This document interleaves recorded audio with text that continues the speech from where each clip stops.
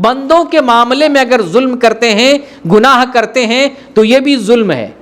بندوں کے معاملے میں جو ہے آپ گناہ کرتے ہیں، یہ بھی ظلم ہے. ظلم کی تعریف کیا بتایا آپ کو؟ کہ جو چیز جہاں رکھنا ہے وہاں نہ رکھ کر کسی دوسرے کو دے دینا، کسی دوسری جگہ رکھ دینا، یہ ظلم ہے.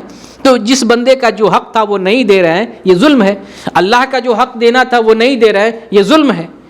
تو بندوں کے معاملے میں گناہ کرنا یہ ظلم ہے. اور اس کی بہت ساری قسمیں ہو سکتی ہیں: گالی دینا، مارنا، ستانا، ظلم کرنا، بدنام کرنا، غیبت کرنا، چغلی کرنا، چوری کر لینا، اس کی زمین ہڑپ لینا، اس کا پیسہ کاٹ لینا، تجارت میں دھوکہ دے دینا، جو ہے کسی طریقے سے فراڈ اور دھوکہ کسی طرح سے کسی کو تکلیف دیتے ہیں، یہ ظلم میں شمار ہوگا.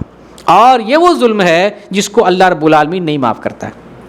یہ وہ ظلم ہے اللہ نہیں معاف کرتا. اللہ اپنے حصے کا گناہ معاف کر دیتا ہے چاہے تو، لیکن بندوں کے معاملے میں جو گناہ ہوتا ہے اللہ رب العالمین اسے نہیں معاف فرماتا ہے. اسی لیے ایک حدیث جو عبرت والی حدیث ہے اسے سنیں، جو صحیح مسلم کے اندر ہے، 2581 نمبر کی حدیث ہے. نبی کریم صلی اللہ علیہ وسلم پوچھتے ہیں صحابہ کرام سے مفلس کون ہے؟ تو صحابہ نے جواب دیا. ظاہر سی بات یہ سوال آپ سے پوچھیں غریب کون ہے، فقیر کون ہے، مسکین کون ہے، آپ کیا کہیں گے؟ جس کے پاس پیسہ نہیں ہوگا، کھانے پینے کے لیے نہیں ہوگا، کپڑا لتا نہیں ہوگا، مکان نہیں ہوگا، سامان نہیں ہوگا، وہ مسکین ہے. صحابہ نے ایسے ہی جواب دیا کہ مسکین وہ ہے جس کے پاس، مفلس وہ ہے جس کے پاس پیسہ نہیں ہے، سامان نہیں ہے، اسباب نہیں، وہ مسکین ہے. آپ نے فرمایا میری امت کا مسکین وہ ہے، میری امت کا مسکین وہ ہے جس کے پاس جو نماز لے کر آئے گا، جو روزہ لے کر آئے گا، جو زکوٰۃ لے کر آئے گا، لیکن وہ کسی کو گالی دیا ہوگا، کسی کو جو ہے کسی پر تہمت لگایا ہوگا، کسی کا جو ہے مال چرایا ہوگا، کسی کو قتل کیا ہوگا، کسی کو مارا ہوگا، اس طرح کا جو ہے کام کیا ہوگا. آخرت میں جب آئے گا تو اللہ تعالیٰ اس کی نیکیاں اٹھا کر مظلوم کو دے دے گا. جس کو گالی دی تھی، ستایا تھا، مارا تھا، قتل کیا تھا، چوری کیا تھا، اس کی نیکیاں اٹھا کر اللہ رب العالمین ان مظلوموں میں تقسیم کر دے گا. اگر حساب و کتاب سے پہلے، یعنی لوگوں کو بدلہ دینے سے پہلے اس کی نیکیاں ختم ہو گئی، اللہ تعالیٰ نے اس کا بھی انتظام کیا. قربان چاہیے، دنیا میں ہر کسی کی غلطی کی سزا نہیں دی جا سکتی.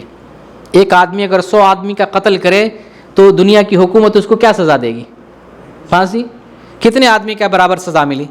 ایک آدمی کے برابر. لیکن اللہ، قربان جائیے، ہٹلر بھی اگر آخرت میں آئے گا، 60 لاکھ یہودیوں کو مارا تھا، 60 لاکھ یہودیوں کے برابر اللہ تعالیٰ اس کے سزا کا انتظام کیا ہے. دنیا میں اس کے لیے سزا کا انتظام کسی کے پاس نہیں، لیکن آخرت میں سزا کا انتظام ہر اعتبار سے موجود ہے. تو اللہ تعالیٰ جب حساب کتاب کر رہا ہوگا، مظلوم کو اس کی نیکیاں اٹھا کر دے دے گا. ابھی بھی مظلوم کا حق باقی ہے اور اس کی نیکیاں ختم ہو گئی ہے. اللہ کیا کرے گا؟ اب مظلوم کے گناہ کو اٹھا کر اس کے سر پہ رکھے گا. مظلوم کے گناہ کو دیکھیں، اللہ تعالیٰ کا سسٹم دیکھیں، اللہ تعالیٰ کے پاس نظام دیکھیں. مظلوم کا گناہ اس کے اوپر ڈالے گا اور بالآخر حدیث میں آیا ہے بالآخر اسے گھسیٹ کر جہنم میں پھینک دیا جائے گا. یہ ہے بندوں کا معاملہ، کتنا خطرناک ہے. بندوں کے معاملے میں ہم لوگ جو ہے نہیں ڈرتے ہیں. اللہ کے معاملے میں ہم ڈر رہے ہوتے ہیں، نماز چھوٹ گئی یا زکوٰۃ نہیں دیے ہیں، حج نہیں کر رہے ہیں. لیکن بندوں کے معاملے میں ذرہ برابر بھی نہیں سوچتے ہیں. بھائی کو میں نے مارا، ستایا، گالی دی، اس کا پیسہ لیا، اس سے جو 1 سال سے نہیں بول رہے ہیں، اس کو میں نے بدنام کیا، اس کے بارے میں چغلی کی ہے، اس کے بارے میں غیبت کی ہے، اس کے بارے میں معاشرے میں فتنہ فساد پھیلایا، اس کے بارے میں ہم سوچتے ہی نہیں ہیں، جبکہ یہ معاملہ بہت ڈینجر معاملہ.